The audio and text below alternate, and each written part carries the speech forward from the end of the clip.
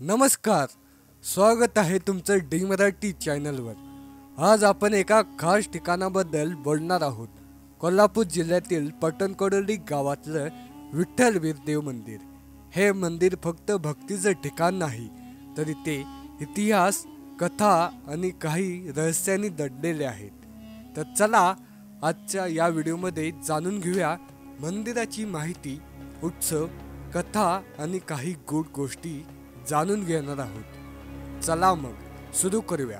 जर तुम्हाला मराठी संस्कृती आणि रहस्य आवडत असतील तर लाईक, सबस्क्राईब आणि कमेंट करायला विसरू नका.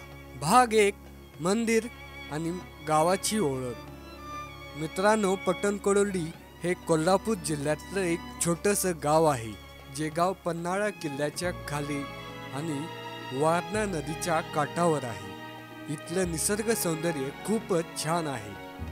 मंदिराला खूप जुना इतिहास आहे आणि दरवर्षी येथे हजारो भाविक येतात. मंदिराची रचना खूप सुंदर आहे. त्यावर नक्षीकाम आहे आणि रंगीत सजावट आहे, जी पाहिल्यावर मन प्रसन्न होते.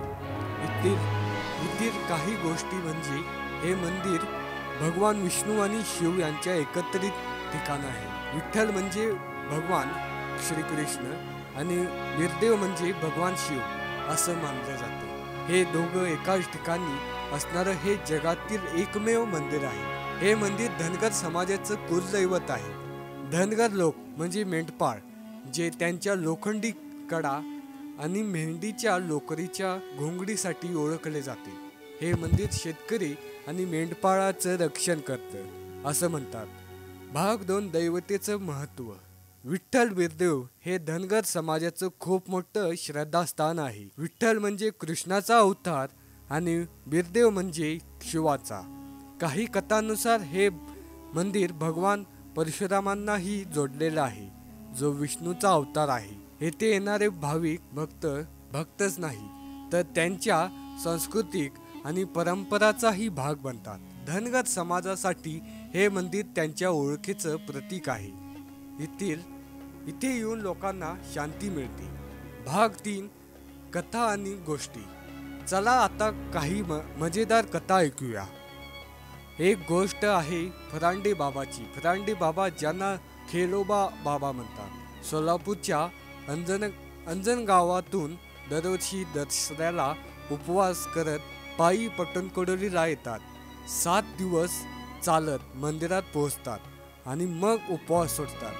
असं म्हणतात की जेव्हा ते मंदिरात तलवार उचलतात तेव्हा त्यांच्यात देवसंचार होतो आणि ते एक जबरदस्त नृत्य करतात.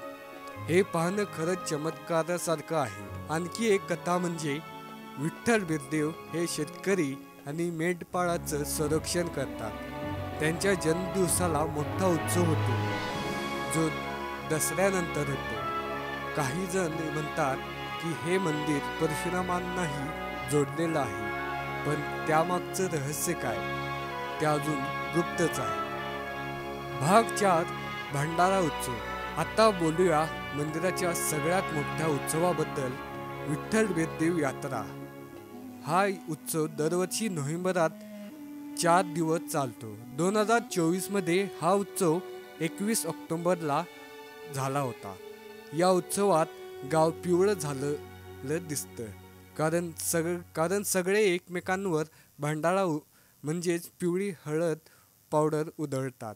ही पावडर आरोग्यासाठी चांगली असते असं म्हणतात. या उत्सवात ढोल ताशांचा गजर, धनगरी ओव्या, हेमड नृत्य आणि सुंदर छत्र्या पाहायला मिळतात.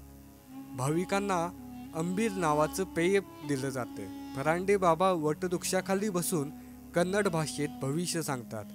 पाऊस, पीक, हवामान याबद्दल विशेष म्हणजे त्यांच्या भविष्यवाण्या 90% खऱ्या ठरतात. उत्सवात भजन, ढोल ताशा आणि मेंढीच्या केसांच्या वस्तूची विक्री होते.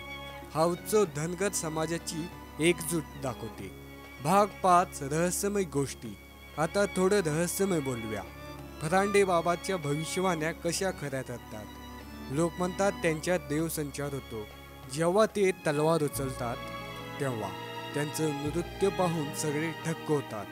भंडारा पावडराचं रहस्य ही आजारांवर उपाय करते असं म्हणतात आणि विष्णू शिव एकत्र असणं हे तर खरंच मोठं रहस्य आहे. काही लोक म्हणतात येथे येणाऱ्यांच्या मनोकामना पूर्ण होतात. मित्रांनो, पट्टणकडोलीचं विठ्ठल वीरदेव मंदिर म्हणजे भक्ती, परंपरा आणि रहस्यांचा खजिनाच आहे. तुम्ही कधी येथे गेलात का? कमेंट्समध्ये नक्की सांगा. आणि व्हिडिओ आवडल्यास लाईक करा, शेअर करा आणि सबस्क्राईब करा. भेटूया पुढच्या व्हिडिओ.